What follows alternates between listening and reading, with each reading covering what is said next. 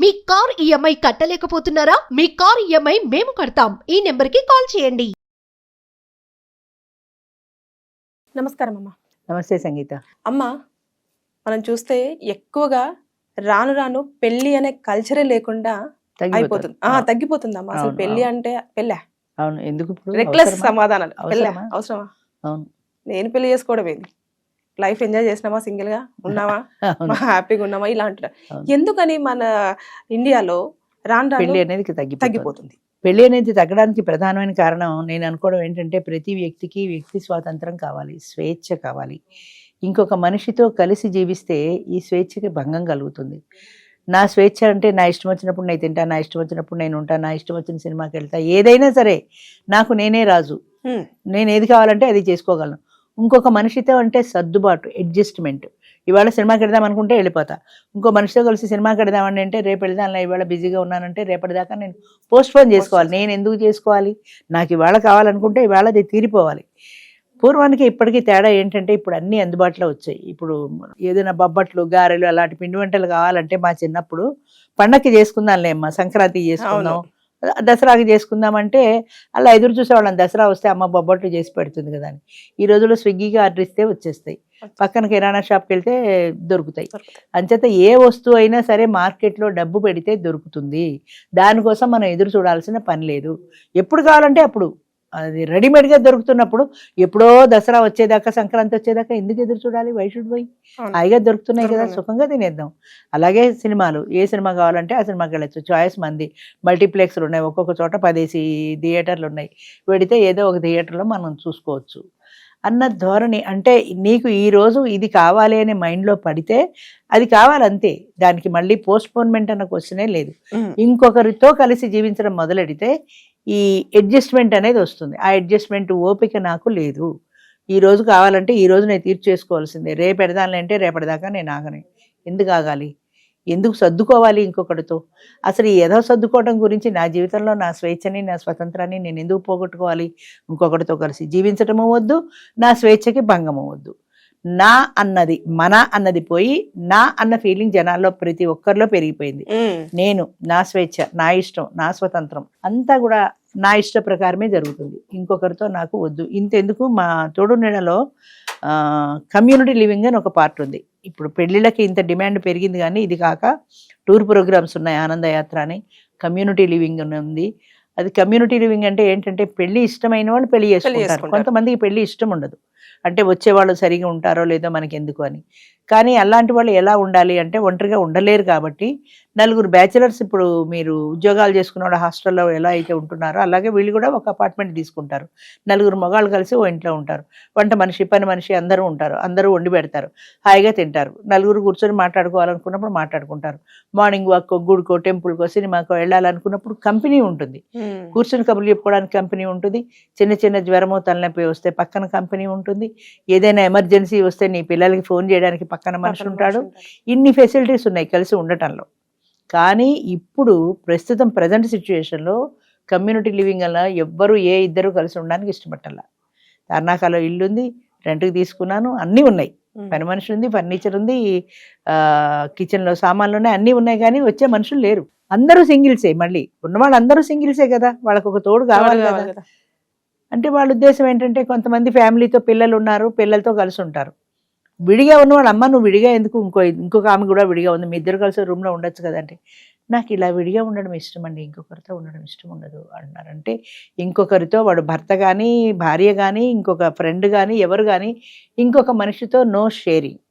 అదొకటే అనుకోవచ్చా అమ్మ? అంటే సెల్ఫిష్నెస్ అనుకోవచ్చా? అంటే ఎట్లా అంటే, ఇప్పుడు మీరు చెప్పినట్టుగా ఫ్రీడమ్ అంటే లగ్జరీస్ ఉండాలి అని చెప్పేసి అనుకున్న అదే అనుకోవచ్చా? లేదంటే సొసైటీలో ఇప్పుడు జరుగుతున్న కేసులను తీసుకుంటే కూడా అనుకోవచ్చా? అంటే పెళ్లిళ్ళు చేసుకుంటే వాళ్ళు విడాకులు అంటారు, లేకపోతే మనశ్శాంతి లేదంటారు, లేకపోతే వామో ఇదంతా పెద్ద సర్కిల్ ఉంటది అని చెప్పేసి అది కూడా రిఫ్లెక్ట్ అవుతుంది కారణం. అది కూడా ఒక కారణం. ఇప్పుడు లేట్ మ్యారేజెస్ అవ్వడానికి, 40 ఏళ్ల దాకా పెళ్లిళ్ళు చేసుకోవడానికి కారణం ఏంటంటే, ఒకప్పుడు చిన్నప్పుడు 10 ఏళ్ళకి బాల్య వివాహాలు ఉండేవి. 10 ఏళ్ళకి, 12 ఏళ్ళకి, 14 ఏళ్ళకి పెళ్ళిళ్ళు చేసేసేవాళ్ళు. అప్పుడు ఏంటంటే వాళ్ళకి పూర్తిగా ఒక ఇండివిజువాలిటీ, ఒక మనసు పూర్తిగా పరిపక్వత చెందని వయసు అది. అవునవును. ఆ వయసులో ఏదైనా చెప్తే వినడమే తెలుసు. అమ్మ మొగుడు మాటకి ఎదురు చెప్పకూడదు, భర్త మాట కాదనకూడదు, నువ్వు చెప్పినట్టు వినాలి అని తల్లి తండ్రి చెప్తే కాబోలు అని వినడమే కానీ ఎందుకు వినాలి అని ఎదురు ప్రశ్న వేసే వయసు లేదు వాళ్ళకి. ఇప్పుడు 25 ఏళ్ళు 30 ఏళ్ళు వచ్చిన తర్వాత నువ్వు అమ్మ భర్త మాట వినంటే ఎవరు వింటారు? ఎందుకు వినాలి? నీ చేత కాదు, నువ్వు నిన్న నాన్న మాట నేను వినను అని మొహం మీదే చెప్పేస్తారు. అంచేత అప్పటికి ఇప్పటికీ అంటే బాల్య వివాహాలు నేను ఎంకరేజ్ చేయటల్లా. ఒక 18-20 ఏళ్ళు మ్యాక్సిమం వచ్చే వరకు కొంతలో కొంత పేరెంట్స్ చెప్పగలుగుతారు, పిల్లలు వినగలుగుతారు. 20 ఏళ్ళు 25 ఏళ్ళు దాటిన తర్వాత వాళ్ళకి పూర్తిగా వాళ్ళ పర్సనాలిటీ డెవలప్మెంట్ అయిపోయిన తర్వాత నువ్వు కొత్తగా వాళ్ళ మనసులో ప్రవేశపెట్టాలంటే వాళ్ళు వినరు.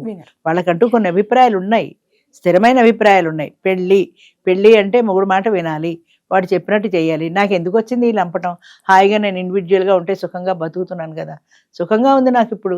పెళ్ళి అనే దాంతో ఎందుకు అంతగా కావాలంటే ఏ బాయ్ ఫ్రెండే ఉంటాడు, ఏ కాలక్షేపం అనుకో. ఇది ఒకటి, బాయ్ ఫ్రెండ్ గర్ల్ ఫ్రెండ్. వీళ్ళకి ఎవ్వరూ లేకుండా అస్కలిత బ్రహ్మచారులు ఎంతమంది ఉన్నారు భూమి మీద చెప్పండి. అస్సలు స్త్రీ ముఖమే చూడను అన్న పురుషుడు ఉన్నాడా? ఎవడే లేరు. అలాగే పురుషుడు ముఖమే చూడను అన్న స్త్రీ ఉందా? లేదు. కాలేజీలు చదువులు వచ్చిన తర్వాత బాయ్ ఫ్రెండ్ గర్ల్ ఫ్రెండ్ వచ్చారు. సినిమాకి వెళ్ళాలంటే బాయ్ ఫ్రెండ్తో వెళ్ళొచ్చు, వీడి గర్ల్ ఫ్రెండ్తో వెళ్ళొచ్చు. హోటల్కి వెళ్ళాలంటే మా అవసరాలు తీరిపోతున్నప్పుడు పెళ్ళి అవసరం ఏంటి? అది వాళ్ళు అడిగే క్వశ్చన్. మా అవసరాలు మాకు తీరిపోతున్నాయి, దాని పెళ్ళి ఎందుకు? పెళ్ళి అంటే పిల్లలు కనాలి. అసలు పిల్లలే వద్దు అనుకుంటున్నాంగా మేము.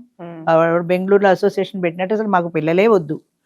పిల్లలు వద్దన్నప్పుడు ఇక పెళ్లి సమస్య ఉంది. పెళ్లి అంటే పిల్లలు కనాలని, ఇక మాకు పెళ్ళి వద్దు, పిల్లలు వద్దు, ఒక డామినేషన్ వద్దు. గర్ల్ ఫ్రెండ్ అనుకో కొద్దో గొప్ప అవతలవాడు కూడా మాట వింటాడు, కాదంటే వెళ్ళిపోతుంది, ఇంకో బాయ్ ఫ్రెండ్ని చూసి. అలాగే గర్ల్ ఫ్రెండ్ కూడా అలాగే వాళ్ళల్లో వాళ్ళు టెంపరీగా సర్దుకోవడానికి ఇష్టపడతారు, కానీ ఇదే మొగుడుతో పెళ్ళంతో సర్దుకోవడానికి ఇష్టపడతారు.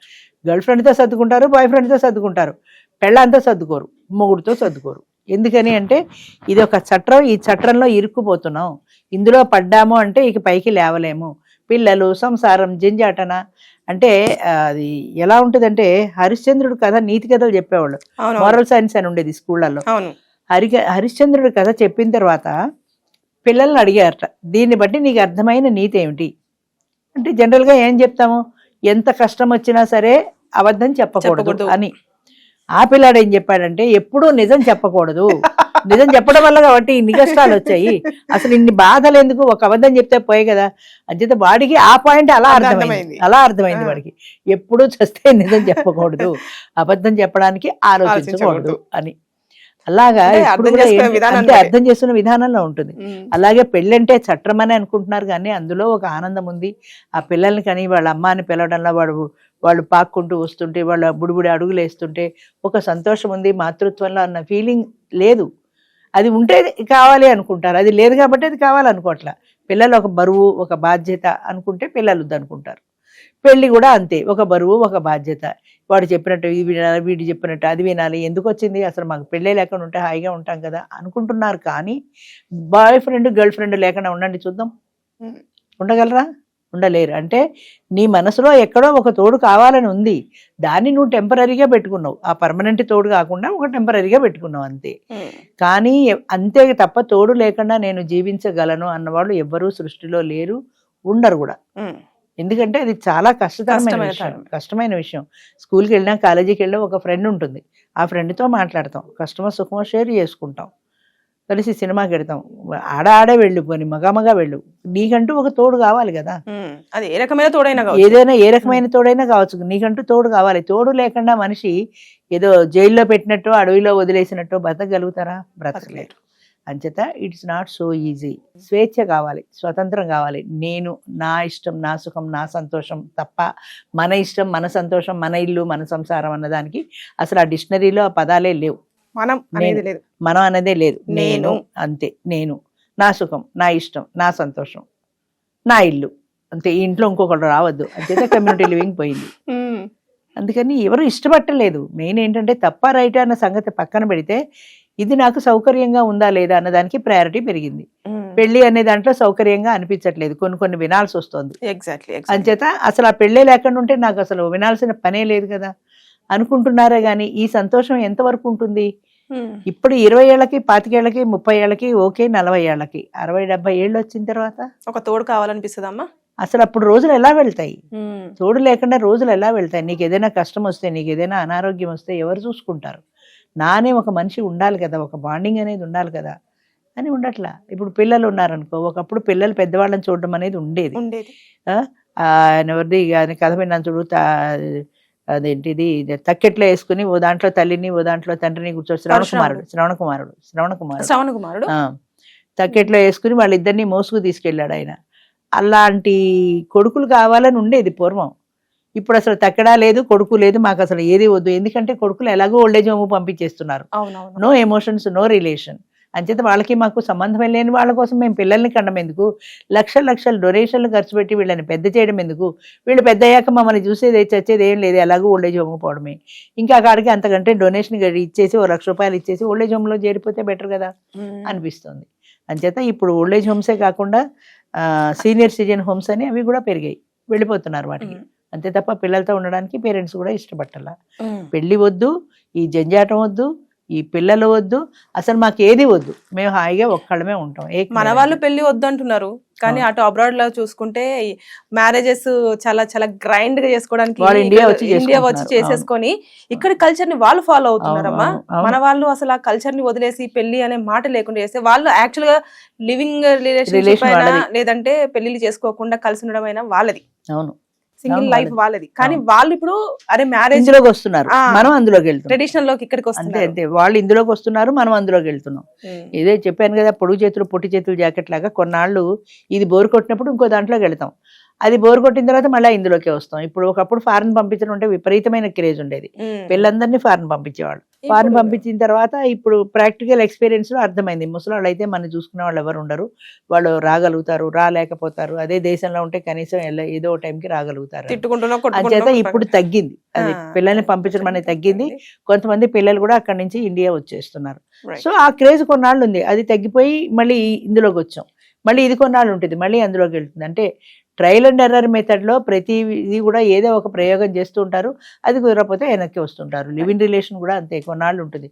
అది పోయి ఏదో ఒక రోజు మళ్ళీ పెళ్ళిళ్ళ మీదకి వస్తారు, అప్పుడు మళ్ళీ పెళ్ళిళ్ళు అంటారు. అది మనం చూస్తామో లేదో తెలియదు, కానీ ఖచ్చితంగా వచ్చి తీరాలి, వస్తుంది కూడా. ఎందుకంటే అది కాలం మారుతున్నప్పుడు మన మనస్తత్వాలు మారుతాయి, మనుషుల తీరు మారుతుంది, దాంతోపాటు ఈ సిస్టమ్స్ మారుతాయి. ఈ సిస్టంలోంచి కాదని లివ్ ఇన్ రిలేషన్ సిస్టంలోకి వెళ్ళాం.